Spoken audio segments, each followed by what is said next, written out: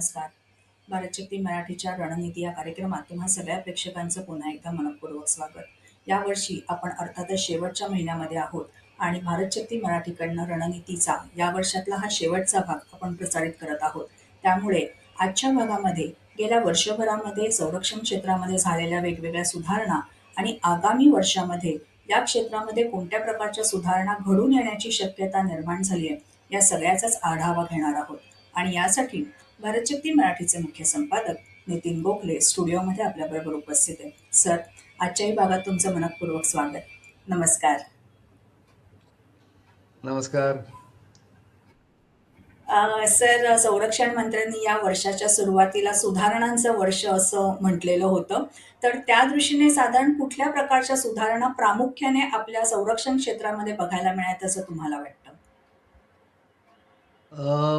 पुष्कळ अशा छोट्या सुधारणा यावेळेस झालेल्या आहेत. पण एक मुख्य सुधारणा जर त्याच्याकडे जर लक्ष केंद्रित करायचं असेल, तर हे आहे की डिफेन्स ॲक्विजिशन प्रोसिजर जे आहे ते यावेळेस त्याचं अमेंडमेंट करून 2025 मध्ये शेवटच्या महिन्यात त्याचं ड्राफ्ट एक तो अपलोड करून त्याच्यावरती जेवढे उद्योजक आहेत डिफेन्समध्ये त्यांच्याबरोबर चर्चा करून त्याच्यात काय सुधारणा करता येतील याच्यावरती बरंचसं काम यावर्षी झालं, 2025 मध्ये झालं. दुसरं म्हणजे जवळजवळ 75% जे ठरवलं गेलं होतं, जे एक ऑब्जेक्टिव्ह होतं की 75% खरेदी डिफेन्स इक्विपमेंटची ही भारतातल्या उद्योजकांकडनं किंवा उद्योगांकडनं व्हायला पाहिजे. त्याचं बजेट तसं ठेवलं गेलं होतं आणि ते बजेट पूर्णपणे वापरलं गेलं. 75% म्हणजे भारतीय कंपनींना याच्यातनं उद्योजकांना भरपूर ऑर्डर्स मिळाल्या. UAV वरती भर दिला गेला.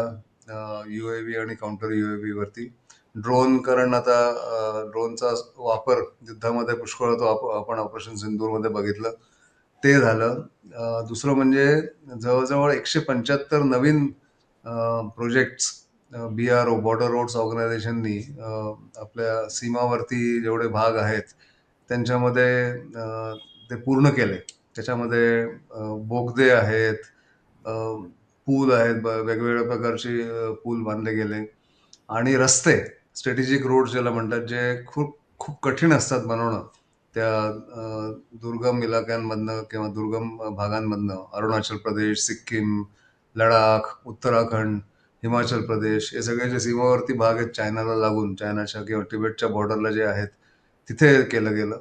आणि फायनली थिएटर कमांडचं जे एक स्ट्रक्चर पूर्ण त्याचं तयार करून त्याला चालना देणं, याच्यावरती बरंचसं काम झालं. जवळजवळ 196 आयटम्स म्हणता येतील किंवा 196 विषयांवरती तिन्ही संरक्षण दलांमध्ये सहमती झालेली आहे आणि त्याचं आता अंमलबजावणी त्या धोरणांवरती किंवा त्या 196 आयटम्सवरती 2026 मध्ये होईल असं ठरवलं गेलेलं आहे. त्यामुळे एकूणच म्हटलं गेलं तर 2025 मध्ये पुढचं पाऊल उचलण्यासाठी संरक्षण क्षेत्रामध्ये आणि ते संरक्षण क्षेत्राला अजून एफिशियंट किंवा अजून इफेक्टिव्ह बनवण्याचं काम केलं गेलं. 2026 मध्ये कुठल्या प्रकारच्या करारांना अंतिम रूप मिळण्याची शक्यता आहे असं तुम्हाला वाटतं, सर? असे 4-5 खूप मोठे मोठे करार आता त्याला म्हणतात की पाईपलाईन मध्ये आहेत. जसं एक ह्याच्यासाठी इंडियन नेव्हीसाठी सबमरीनचं एक कॉन्ट्रॅक्ट जर्मनीच्या TKMS नावाची कंपनी आहे, त्याच्याबरोबर त्याचं म्हणजे फायनलायझेशन झालेलं आहे. आता ते कॉस्ट निगोसिएशन सुरू आहेत की किती किंमत असावी त्याची आणि काय करावं ते ठरवण्याचं काम सध्या सुरू आहे. तर ते सगळ्यात पहिला जो करार होईल बहुतेक 2026 मध्ये, तो त्या 6 ज्या सबमरीन्स घ्यायच्या आहेत, conventional submarine, diesel electric submarine ज्याला म्हणतात, भारतीय नौसेनेसाठी, त्याच्यावरती सहाय्या होतील. दुसरं म्हणजे भारतीय वायुसेनेने पुष्कळ डिमांड केलेली आहे, कारण त्यांच्याकडे त्यांची मारक क्षमता खूप कमी झालेली आहे आणि म्हणून 114 फायटर जेट घ्यायचे आहेत. ते तीन एक वर्षापासून ते पेंडिंग पडलेलं होतं, पण त्याला पण आता चालना मिळालेली आहे. वेगवेगळ्या मंत्रालयांमधनं ती फाईल सध्या फिरते, त्याच्यावरती त्यांचं मतामत घेतलं जात आहे. फायनान्समध्ये, NSCS मध्ये, PMO मध्ये, आणि मग शेवटी MOD कडे ते परत येईल.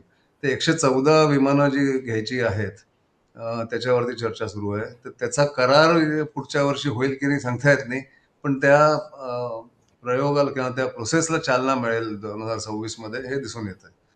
तसंच भारतीय वायुसेनेला मीडियम ट्रान्सपोर्ट एअरक्राफ्टची खूप जरूर आहे. तर 66 मीडियम ट्रान्सपोर्ट एअरक्राफ्ट म्हणजे मालवाहू जहाज त्यांना पाहिजेत, मालवाहू विमानं. आणि त्याच्यावरती पण ते कॉन्ट्रॅक्ट पुढच्या वर्षी त्याच्यावरती त्या करारावरती सह्या होण्याची शक्यता आहे. 3 वेगवेगळे कंपनीज भारताच्या बाहेरच्या त्याच्यामध्ये त्यांची स्पर्धा असेल. आणि त्या स्पर्धेमध्ये मग मेक इन इंडियाचं किती त्याच्यात एलिमेंट असेल, इथे कुठल्या कंपनी बरोबर ते टायअप करतील, हे सगळं बघायला लागेल. C-130 म्हणून जे ऑलरेडी वायुसेनेत सामील असलेलं विमान आहे, त्यात ते सगळ्यात स्पर्धेमध्ये पुढे आहे असं म्हटलं जातं. अमेरिकेचं विमान आहे ते.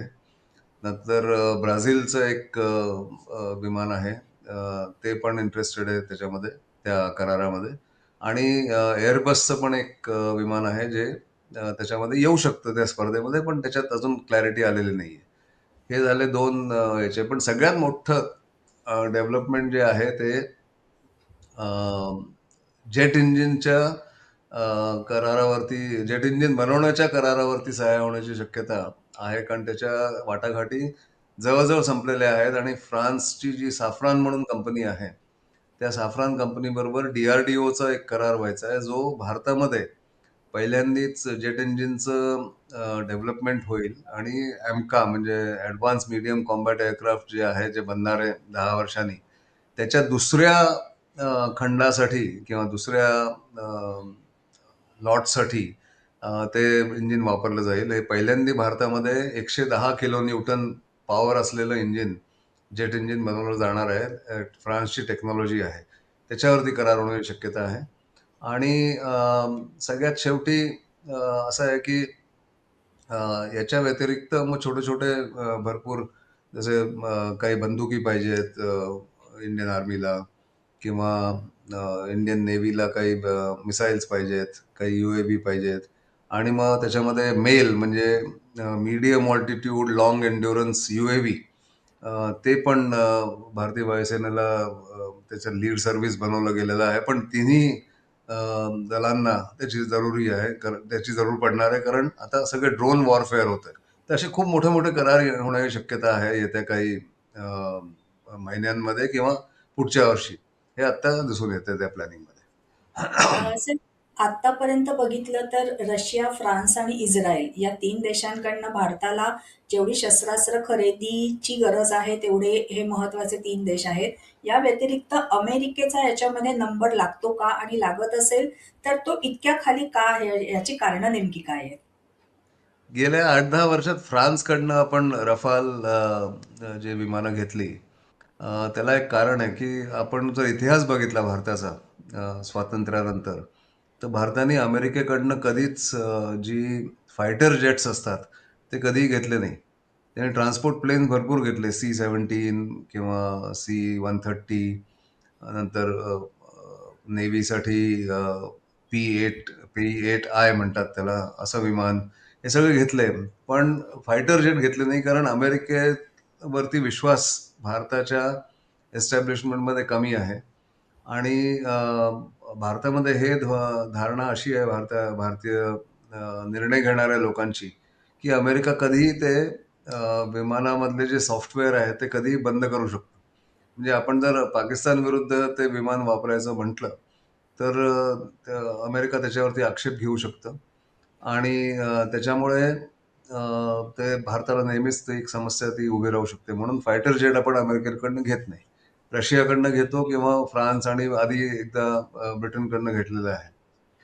इंजिनमध्ये सुद्धा अमेरिकेचं GE इंजिन जरी त्या स्पर्धेमध्ये असलं तरी सुद्धा तेजससाठी, तेजस लाईट कॉम्बॅट एअरक्राफ्टसाठी जे जी इंजिन यायचं एक टाइम टेबल होतं, ते त्यांनी पूर्णपणे अपसेट केलंय. काही ना काही कारणाने त्याला त्याच्यामध्ये उशीर विलंब करत गेले ते लोक.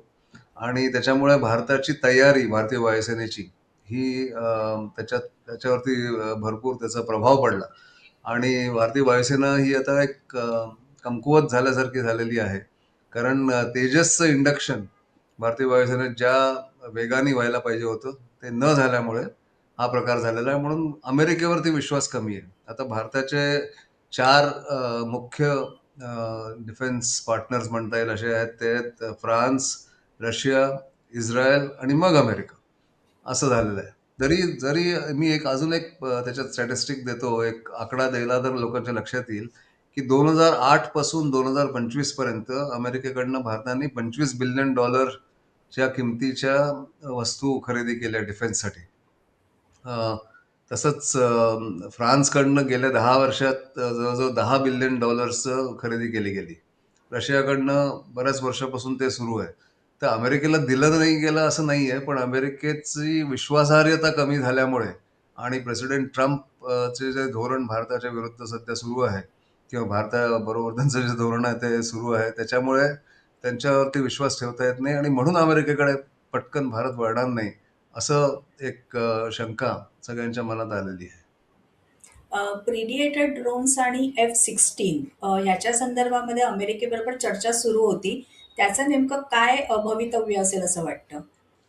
तर प्रिडेटर ड्रोन्सचं तर ते कॉन्ट्रॅक्ट तर मागच्या वर्षी ते त्या करारावरती साईन केले गेलं. ते जवळजवळ $3.2 बिलियन 31 प्रिडेटर ड्रोन्स ते अमेरिकेकडनं विकत घेतले जात आहेत तिन्ही सेनांसाठी. ते 16 ते नेव्हीकडे जातील आणि 7-7 किंवा 8 आणि 7 नाही 15 नेव्हीकडे जातील आणि 8-8 जे आहेत ते आर्मी आणि एअरफोर्सला दिले जातील. असं त्याच्यात ठरलेलं आहे, पण त्याची डिलिव्हरी अजून सुरू व्हायची आहे. आणि त्यांना लोकल पार्टनरशिपमध्ये पण ते आणण्याचा प्रयत्न सुरू आहे, की मेंटेनन्स, रिपेअर, ओव्हरहॉल ही जी फॅसिलिटी लागते कुठल्याही इक्विपमेंटला आपण घेतल्यानंतर ते मेंटेन करण्यासाठी जे काही प्रकार लागतो, वर्कशॉप, त्याची माणसं, त्या सगळ्यावरती सध्या लोकल पार्टनर्स बरोबर त्यांची चर्चा सुरू आहे. आणि F-16 हे मी जसं म्हटलं, की भारतीय वायुसेनेने आणि सरकारने ठरवलेलं आहे, की अमेरिकेकडनं फायटर जेट घ्यायचे नाही शक्यतो. म्हणून F-35 सुद्धा जे 5th जनरेशन एअरक्राफ्ट बनवलं जातं आणि राष्ट्रपती ट्रम्पनी व्हाईट हाऊसमध्ये फेब्रुवारीमध्ये ही ऑफर दिलेली होती. पण त्याच्यानंतर त्याच्यावरती काहीच पुढे प्रगती झालेली नाहीये. कारण भारताला ही शंका आहे आणि ही वाजिब शंका आहे, की अमेरिका त्याच्यावरती कंट्रोल ठेवतं, की हे विमान कुठे उडेल, कोणाच्या विरुद्ध उडेल आणि कोणाच्या विरुद्ध हे वापरलं जाईल. म्हणून भारत त्याच्यामध्ये इंटरेस्टेड नाहीये. त्याच्यात त्यांनी F-35च्या त्या ऑफरवरती काहीच पुढे काम केलेलं नाहीये.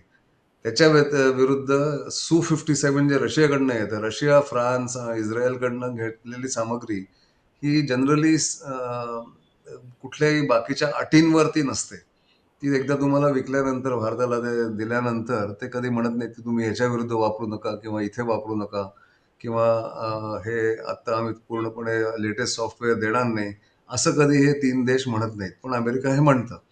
म्हणून अमेरिकेकडनं सामग्री घेताना खूप विचार करून ती घ्यायला लागते. जी बाकी ठिकाणी जर त्याची अवेलेबिलिटी नसेल, तरच आपण अमेरिकेकडनं सामान घेतो. हे आता गेल्या 20-25 वर्षात दिसून आलेलं आहे. सर, थिएटरायझेशनचा विषय परत एकदा विचारते. काय प्रगती आहे आणि पुढच्या वर्षीपर्यंत, कारण मेमध्ये मला असं वाटतं CDS निवृत्त होतील. त्याच्या अगोदर त्यांना या सगळ्यावरती नेमकी काय प्रगती झालेली आहे हे पंतप्रधानांपर्यंत पोहोचवायचंय. तर त्या दृष्टीने आता काय परिस्थिती आहे असं वाटतंय? तर बरीचशी तयारी त्याच्यात झालेली आहे. एअरफोर्सचे काही आक्षेप होते, तर त्या आक्षेपांवरती चर्चा सुरू आहे. आणि एक कॅबिनेट नोट बनवायला लागते DMA कडनं, डिपार्टमेंट ऑफ मिलिटरी अफेअर्सकडनं. ती नोट साधारण जानेवारीमध्ये तयार होऊन PMO मध्ये जाण्याची शक्यता बोलली जाते. त्याच्यामध्ये 3 थिएटर कमांड होण्याचं आता सगळ्यांना माहिती आहे. एक नॉर्दर्न थिएटर कमांड जो चीनच्या विरुद्ध काम करेल. चीनच्या चीनच्या समोर उभं राहील असं एक थिएटर कमांड तो असेल. पाकिस्तानच्या फ्रंटवरती दुसरा वेस्टर्न थिएटर कमांड असेल.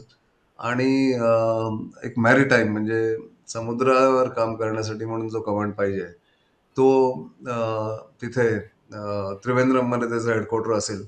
आणि पूर्ण भारताच्या दोन्ही तटांवरती जे काही कारवाई करायला लागते किंवा बे ऑफ बेंगॉल आणि इंडियन ओशन आणि अरेबियन सागरामध्ये त्या दृष्टीने मॅरीटाईम कमांड होईल असं हे ठरलेलं आहे.